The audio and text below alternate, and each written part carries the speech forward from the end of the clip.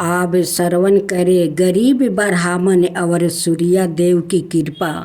बहुत समय पहले एक गांव में एक गरीब ब्राह्मण अपने परिवार के साथ रहता था। वो अत्यंत धार्मिक, सत्यवादी और धर्मात्मा था, परंतु उसकी आर्थिक स्थिति बहुत ही खराब थी। रोजाना वो थोड़ा बहुत भिक्षा मांगकर अपने परिवार का पालन करता था। एक दिन ब्राह्मण ने सोचा, मैं इतना पूजा पाठ करता हूँ, फिर भी मेरी गरीबी क्यों नहीं दूर होती है? क्या कोई देवता है जो मुझे सच में देख रहे हैं? वो बहुत दुखी था, पर उसका विश्वास कभी नहीं डगमगाया। सूर्य देव की पूजा का व्रत।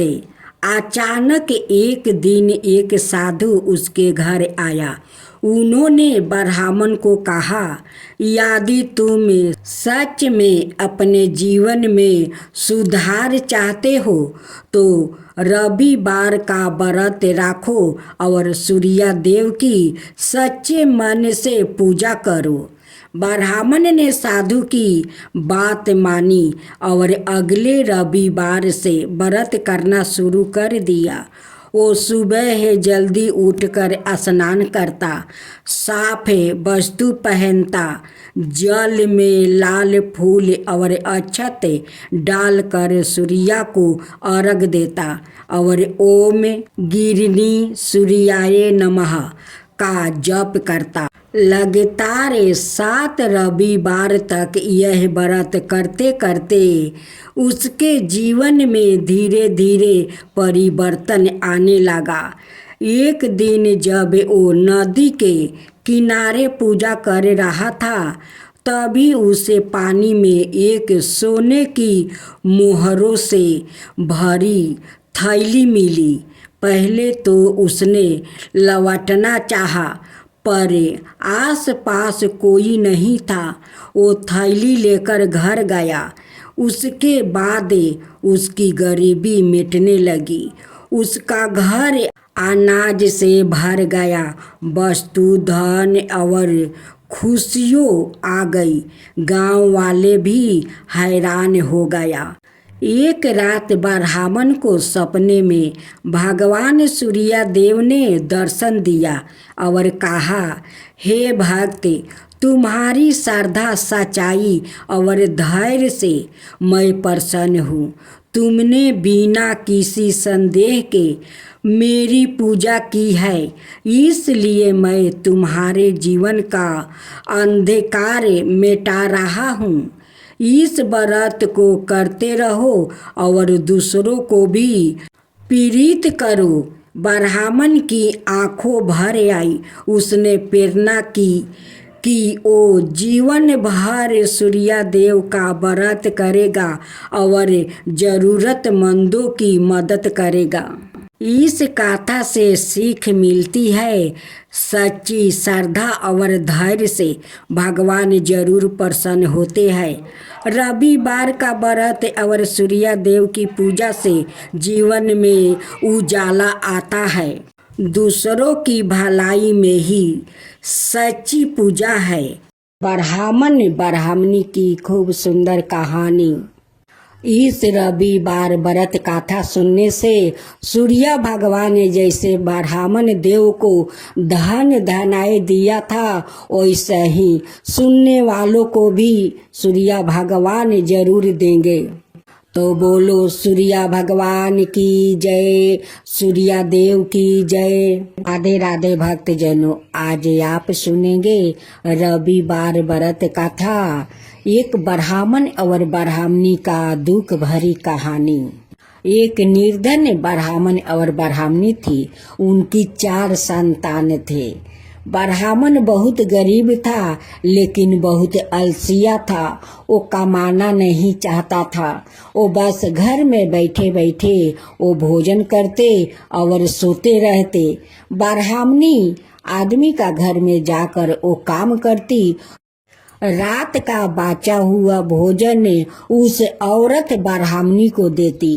ब्राह्मणी लिया करे उसे बाट बूट करे वो सभी को भोजन कराती और खुद पानी पीकर वो सो जाती थी। वो ब्राह्मण से कहती है कि जाओ कुछ काम ढूंढ कर लो कि बच्चों को कम से कम पेट तो भर सके। मैं काम तो करती हूँ लेकिन जो वो लोग देते हैं उससे मेरा बच्चों को पेट नहीं भरता है। जाओ कुछ खोज कर तुम काम किया करो। एक दिन ब्राह्मण का सारे बच्चों वो भूख के मारे रो रहे थे। उस समय सूर्य भगवान रथ पर सवार हुए और चांद को लिए वो कहीं जा रहे थे। चांद देखती है तो कहती है कि सूरज भैया देखो उस ब्राह्मण का बच्चा रो रहा है, वो देखो भूख के मारे वो बिलख रहा है। लेकिन ब्राह्मण कोई काम करने नहीं जाता है। देखिए वो ब्राह्मणी कितना ब्राह्मण से कहती है कि जाइए कुछ ढूंढ कर काम कीजिए, लेकिन ब्राह्मण नहीं जा रहे हैं। देखिए भैया वो बच्चों को देखिए, वो लोग भूख के मारे बिलख बिलख कर रो रहे हैं। उनके लिए तो कम से कम कुछ कीजिए भैया। सूरज भगवान कहते हैं कि देखो चांद, जो लोग का जो तकदीर में लिखा होता है वो ही होता है। अगर घर में अन्न आए और उस अन्न को संभाल कर ना रखे तो वो अन्न कभी रहता नहीं है। वैसे ही उस ब्राह्मण को है, वो कुरिया है, वो काम करना नहीं चाहता है। ब्राह्मणी आदमी का घर में काम करती है, जो रात का बाचा उचा रहता है वही लोग देते हैं, वही लिया करे वो बच्चों को भोजन कराती है, उस ब्राह्मण को भी देती है और खुद पानी पीकर सो जाती है। तो इसका कारण तो वो ब्राह्मण है। देखो बहना, धन तभी आता है कि तुम मेहनत करती हो, तभी तुम्हारा घर में धन आता है। अगर तुम मेहनत नहीं करोगी तो तुम्हारा घर में धन कहाँ से आएगा। ये ब्राह्मण तो काम नहीं करेगा तो धन तो अपने से घर में नहीं आएगा।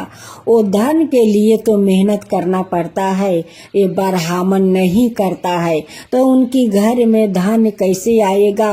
ये ब्राह्मण के तकदीर में ऐसा ही तकलीफ लिखा है, इन्हें कभी सुख नहीं लिखा है, इनकी तकदीर में ऐसा ही दुख लिखा है, इसलिए वो निर्धन ब्राह्मण है। फिर भी चांद का मन नहीं मानता है। वो कहती है कि नहीं भैया कुछ उन लोग के लिए कीजिए। कहते हैं कि ठीक है बहना, जब इतना कहती हो तो तुम अपना आँख से देख लो। ब्राह्मण देव एक दिन बाहर जा रहा था। सूर्य भगवान उनके सामने एक मोहर के पोटली फेंक देते हैं, लेकिन ब्राह्मण तो उस पोटली पर पैर रख कर चला जाता है, लेकिन पोटली को झुक कर नहीं देखता है कि इस पोटली में क्या है क्या नहीं। उस पोटली पर पैर रख कर चला गया, लेकिन पोटली को हाथ भी नहीं लगाया। तब सूर्यदेव कहते हैं कि देखा बहना, देख लो अपना आँख से, इस ब्राह्मण को ऐसा ही दिन चला जाएगा, लेकिन ये ब्राह्मण का नसीब में धन नहीं लिखा है। चांद कहती है कि भैया देखिए, लेकिन बच्चा लोग भूख के कारण कितना रो रहे हैं। सूरज जी कहते हैं कि बहना, ये लोग का भी ऐसा ही दिन जाने वाला है, ये लोग का नसीब में धन नहीं लिखा है। एक दिन चांद का मन नहीं माना, वो बुढ़िया का रूप धारण करते हुए एक पोटली लेकर आई और उस ब्राह्मण से कहती है कि ब्राह्मण, इस पोटली को ले जाओ और संभाल कर रखो, जब मैं आऊंगी तो इस पोटली को लेकर जाऊंगी। ब्राह्मण पोटली ले लेता है और जंगल में फेंक देता है और कहता है कि मैं इस पोटली को क्या करूं, और इस पोटली को मैं क्यों संभाल करे रखूं। अगर उनकी संभाल नहीं था तो अपना साथ ले जाती। उस ब्राह्मण का तो तकदीर में दुख लिखा था, तो वो धन कैसे संभाल कर रख पाता। उसी जंगल में एक गरीब औरत आती है लकड़ी चुनने और उस पोटली पर नजर पड़ता है। जब पोटली उठाकर देखती है तो उस पोटली में बहुत सारा मोहर हीरा जवाहरात है। वो गरीब औरत उस पोटली को उठाकर अपना घर ले जाती है। उस औरत का कोई घर द्वार नहीं था। वो टूटे हुए घर में अपना परिवार के साथ रहती थी और लकड़ी रोज जंगल से चुन कर ले जाती है और बाजार में बेचती है। उसी से उनका संसार चल रहा था। अब तो जिसका कपार में जो धन लिखा होता है उसी को तो होता है, और जिसका नसीब में नहीं लिखा होता है उसका तो वो पैर के तले से उस धन को कुचल कर चला जाता है, लेकिन धन उनके पास नहीं आता है। तब सूर्या देव कहते हैं कि बहना, तुम तो पोटली लेकर उस ब्राह्मण के दिया, लेकिन ब्राह्मण क्या किया, वो पोटली को जंगल में फेंक दिया, क्योंकि उनकी तकदीर में वो धन नहीं लिखा था। और देखो उस गरीब औरत जो जंगल से लकड़ी चुन कर बाजार में बेचकर अपना संसार चलाती है, टूटे घर में रहती है, देखो उसी के नसीब में वो धन था, क्योंकि वो धन संभालना जानती थी। उस धन से उस गरीब औरत अपना घर द्वार बना लेती है और अपना परिवार के साथ सुख शांति से वो अपना घर में रहने लगी। अब उनकी लकड़ी नहीं चुनना पड़ता और नहीं बाजार में बेचना पड़ता है। तो ये धन उन्हीं का तकदीर में था, क्योंकि वो कमाना चाहती है कि कैसे धन कमाया जाता है। चांद कहती है कि तुम ठीक कहते हो भैया, देखो मैं जिसका तकलीफ देख कर धन दिया वो तो धन का फेंक दिया, लेकिन जो गरीब औरत लकड़ी काट कर वो बेच रही थी वो धन को संभाल कर ले गई। वो गरीब औरत धनवान बन गई, लेकिन निर्धन ब्राह्मण वो दलिद्रता का दलिद्रता रह गया। तो यही है बहना उस गरीब औरत आई इस निर्धन ब्राह्मण को कहानी। कर्म करो और धर्म करो। कर्म करोगी तो धर्म तुम्हें शक्ति देगा, तुम्हारा धन घर में आएगा। तो तुम कर्म करोगी तभी तो घर में धन आएगा। अगर कर्म नहीं करोगी तो उसमें धर्म क्या करेगा, धर्म कहाँ से देगा। उसलिए धर्म भी करो और कर्म भी करो।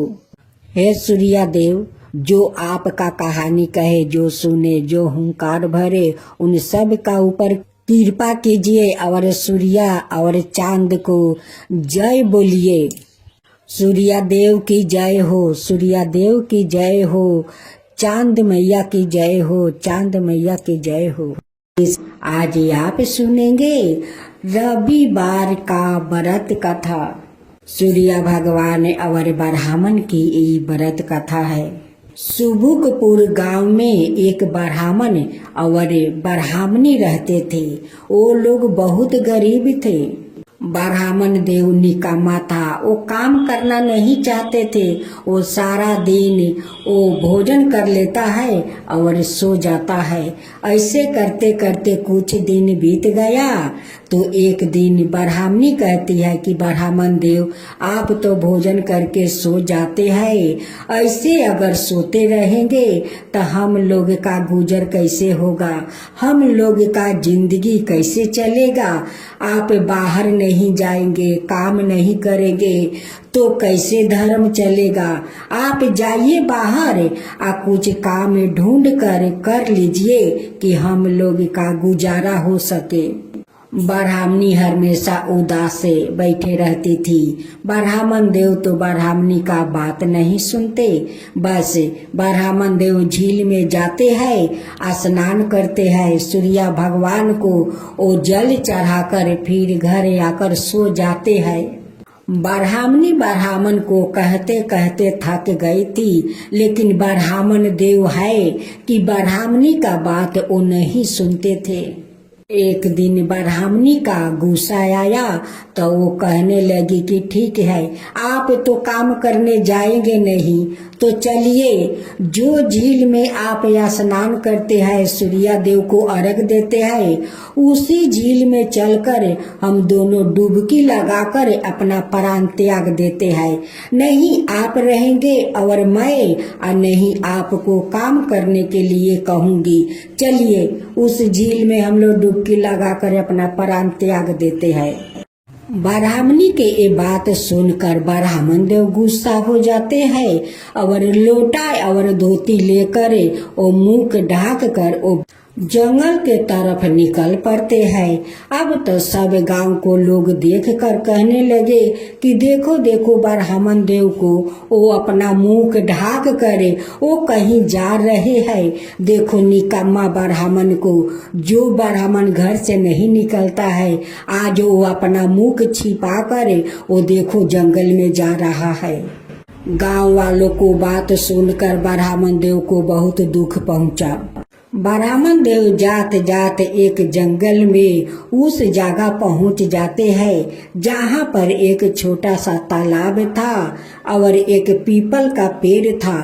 जो पीपल का पेड़ सूखा हुआ था, उसमें पत्ता नहीं था, और तालाब में थोड़ा सा जमे हुए जल था। ब्राह्मण देव उसी जल को लियाते हैं और सूखे पीपल का पेड़ के पास वो सूर्य भगवान को जल देते हैं, और उसी जल उस पीपल का वो जड़ तक होकर और वो तालाब में जाता है। रोज ब्राह्मण देव उसी तालाब से जल लियाते हैं और सूर्य भगवान को वही पीपल के पेड़ के पास में जल देते हैं। ऐसे करते करते कुछ दिन बीत गया। इधर पीपल का पेड़ आस्ते आस्ते हरा भरा होने लगा और उधर तालाब का पानी बढ़ते गया और पानी इतना पुलिसकार हो गया कि उसमें सूर्य भगवान को छवि देखने लगा। ये सब देख कर सूर्य भगवान तो बहुत प्रसन्न हो गए। एक दिन सूर्य भगवान कहते हैं कि ब्राह्मण देव, आपका श्रद्धा भक्ति देख कर मैं बहुत प्रसन्न हूँ, तुम जो चाहो सो मुझसे मांग लो। ये बात सुनकर ब्राह्मण देव इधर उधर देखने लगे। देखते हैं कि यहाँ पर कोई एक पंछी भी नहीं है और मनुष्य को तो पता नहीं है। ये आवाज आता है तो कहाँ से आता है। ऐसा ही 2 दिन 3 दिन तक उनके साथ होते गए, लेकिन ब्राह्मण देव को पता नहीं चला कि वो तो साक्षात सूर्य देव मुझसे बात कर रहे हैं। ये बात को सुनकर ब्राह्मण देव डर के मारे वो तो दुबला पतला होने लगा। उनकी खाना पीना ठीक से नहीं हो रहा था। ब्राह्मण देव सोच में पड़ जाता है कि मेरा साथ क्या हो रहा है। यहाँ पर लगता है कि कोई चुड़ैल का बास है, कोई भूत बैताल है, वही मुझसे बात कर रहा है। यही बात सुन सुन कर ब्राह्मण देव तो डरने लगे। एक दिन ब्राह्मणी का मन नहीं माना, वो अपना ब्राह्मण को खोज में निकल पड़ती है। वो जात जात उसी जंगल में पहुंच जाती है जहां ब्राह्मण देव रहते थे। वहां पर देख कर अपना पति को वो बहुत दुखित होती है कि ब्राह्मण देव घर से निकला था तो हाटा घाटा था और यहाँ पर इतना दुबला पतला हो गया है। लगता है शुद्ध से भोजन नहीं मिल पाने के कारण ब्राह्मण देव सूख रहे हैं। ब्राह्मणी ब्राह्मण देव को पास जाती है और सूखने का वो कारण पूछती है। कहती है कि हे ब्राह्मण देव, आप तो घर से अच्छे घटे आए थे, यहाँ पर आपको क्या हो गया है कि इतना दुबला पतला आप हो गए हैं? क्या बात है, आप मुझसे बताइए। तब ब्राह्मण देव कहते हैं कि ब्राह्मणी, मैं तुमसे क्या बताऊं, यहाँ पर ना जाने कोई भूत बैताल है। जब मैं तालाब से नहा कर जल लेकर सूर्य भगवान का देता हूँ, तभी एक आवाज आता है कि ब्राह्मण देव, मैं तुम्हारा श्रद्धा भक्ति देखकर मैं बहुत प्रसन्न हूँ, तुम जो चाहो सो तुम मांग लो। ब्राह्मणी तो बहुत बुद्धिमान थी, वो समझ गई कि ये और कोई नहीं, ये तो साक्षात सूर्य देव। ब्राह्मण देव को श्रद्धा भक्ति देखकर वो कुछ देना चाहते हैं। ब्राह्मणी कहती है कि हे ब्राह्मण देव, आप क्यों नहीं मांग लेते हैं। ब्राह्मण देव कहते हैं कि ब्राह्मणी, मैं क्या मांगू, मुझसे तो मांगना आता नहीं है, मैं कैसे मांगू और क्या मांगू। वो ब्राह्मण देव को सिखाती है कि हे ब्राह्मण देव, जब आप काल उस झील में स्नान करने जाएंगे और जब इस आवाज को सुनेंगे, तब सूर्य देव से कहना कि हे सूर्य देव, अगर आप मुझ पर प्रसन्न है तो मुझे 9 खंड का महल दीजिए, महल के अंदर दास दासियों दीजिए, धन दौलत दीजिए, कि जब अपना महल में जाऊं तो दासियों को झुलुआ में पोते पोती को झुलाते हुए देखूं। ब्राह्मण को ये सारे बात बताकर वो अपना झोपड़ी में लौटे आती है। जब ब्राह्मण देव सुबह स्नान करने जाते हैं, सूर्य भगवान को अर्घ देते हैं, तभी सूर्य देव कहते हैं कि हे ब्राह्मण देव, आपका श्रद्धा भक्ति से मैं बहुत प्रसन्न हूँ, जो चाहो सो तुम मांग लो। तब ब्राह्मण देव हाथ जोड़ कर कहते हैं कि हे सूर्य देव, अगर आप मुझ पर प्रसन्न है तो मुझे 9 खंड का महल दीजिए, उसमें धन दौलत दीजिए, सोने के पलना दीजिए, सोने के पलना में दास दासियों को जब मैं घर लौटूं तो झुलाते हुआ अपना पोता पोती को उस झुलुआ में देखूं। सूर्य देव कहते हैं कि ब्राह्मण देव, देखने में तो बहुत भोला भाला लगते हो, लेकिन बहुत तुम चतुर चालाक हो, एक बार में सब कुछ मांग लिया। ठीक है ब्राह्मण देव, जो जो आप मांगा है वो सब कुछ आपका मिल जाएगा। जब ब्राह्मण देव जंगल से लौट कर अपना झोपड़ी में जा रहा था, वो देखता है कि झोपड़ी के जगह तो महल है, यहाँ पर तो झोपड़ी नहीं है। यहाँ पर बहुत सारा औरत लोग इतना सजे धजे है। उनसे पूछती है कि अच्छा बहन, यहाँ पर एक झोपड़ी था, उसमें मेरी ब्राह्मणी रहती थी, वो ब्राह्मणी कहाँ गई, उस झोपड़ी को क्या हुआ। वो दासी कहती है कि मुझे पता नहीं है ब्राह्मण देव। उसी समय ब्राह्मणी लाल चुनरी पहने हुए आभूषणों से लदे हुए, हाथ में आरती के थाल लिए हुए ब्राह्मण के पास आती है और कहती है कि हे ब्राह्मण देव, ये आपे के ही महल है, ये तो आपका सूर्य देव को चमत्कार है, आपका सेवा के कारण तो सूर्य देव ये सारे महल धन दौलत सब कुछ दिया है। ये तो आपका ही भक्ति का ही फल है कि जो सूर्य देव प्रसन्न होकर ये सारे महल धन दौलत दिया है। ब्राह्मणी श्रद्धा भक्ति से अपना ब्राह्मण देव को महल के अंदर ले जाती है। ब्राह्मण देव इस महल और धन दौलत दास दासी सोने का पलना देखकर बहुत प्रसन्न हो जाते हैं। उस गांव का राजा का जब पता चला कि ब्राह्मण का घर में कुछ खाने के लिए नहीं था और वो इतना बड़ा महल कहाँ से आ गया, राजा अपना नौकर से कहते हैं कि जाओ उस ब्राह्मण को इस महल में बुला कर ले आओ। वो नौकर आता है और ब्राह्मण देव को कहता है कि हे ब्राह्मण देव, राजा आपको महल में बुलाया है। ब्राह्मण देव जाते हैं तो राजा उनसे पूछते हैं कि हे ब्राह्मण, तुम्हारा घर में काल खाने के लिए एक दाना भी नहीं था, आज तुम्हारा इतना बड़ा महल, धन दौलत दास दासी कैसे हो गया? आप कहीं तो डकैती नहीं किया है, डाका तो नहीं मारा है? ब्राह्मण देव कहते हैं कि नहीं राजन, मैं चोरी नहीं किया, नहीं डाका डाला हूँ, नहीं किसी को लूटा हूँ। ये तो सूर्या देव का कृपा है कि उन्हीं के कृपा से आज मेरा इतना बड़ा महल, धन दौलत दास दासी सब कुछ आज मिला है, उन्हीं का कृपा से।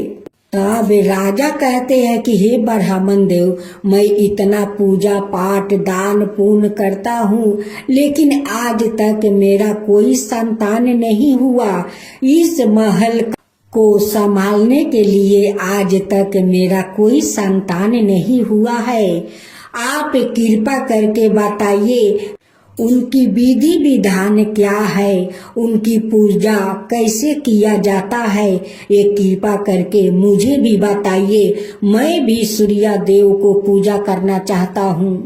ब्राह्मण देव कहते हैं कि राजन, आप रविवार के दिन सुबह उठकर स्नान कीजिए और भरे लोटे के जल में दूब फूल अक्षत डालकर सूर्या देव को अर्घ दीजिए और उस दिन एक समय भोजन कीजिए। आपको देखिए सूर्या देव सारे इच्छा पूरा कर देंगे, आपका जरूर संतान होगा। आप सूर्या देव पर श्रद्धा रखिए, उन पर विश्वास रखिए और उनकी श्रद्धा भक्ति से पूजा कीजिए। ब्राह्मण देव के कहे अनुसार राजा वैसा ही किया। कुछ दिन का बाद रानी गर्भवती हो गई। फिर 9 महीने के बाद रानी एक सुंदर अपना बेटा को जन्म देती है। अब तो राजा बहुत खुश हो गए। कहते हैं कि ब्राह्मण देव सत्य कहते हैं कि सूर्या देव को श्रद्धा भक्ति से पूजा करो। सूर्या देव सभी को इच्छा पूरा करते हैं, उनकी सारे मनोकामना पूरा करते हैं। आज मैं सूर्या देव को श्रद्धा भक्ति से पूजा किया, आज सूर्या देव मेरे घर में संतान दे दिया। इस महल को संभालने वाला आ गया है। राजा एक दिन सारे गांव वालों में ढिढोरा पिटवाते हैं और कहते हैं कि देखो गांव वालों, रविवार के दिन सभी लोग एक समय भोजन करो और सूर्या देव को श्रद्धा भक्ति से पूजा करो, आप सभी को दुख दूर हो जाएगा। अब तो सारे गांव वाले सूर्या भगवान को पूजा करने लगे। रविवार के दिन सभी लोग नियम से स्नान करते हैं, पूजा करते हैं। अब तो सूर्या देव प्रसन्न होकर सभी गांव वालों पर अपना कृपा बरसा देते हैं। सभी गरीब लोग सुखी हो जाते हैं। सभी गांव वालों को सूर्या देव दुख हर लेते हैं और उन्हें सुख के वरदान दे देते हैं। तो बोलो सूर्या देव की जय, सूर्या भगवान की जय।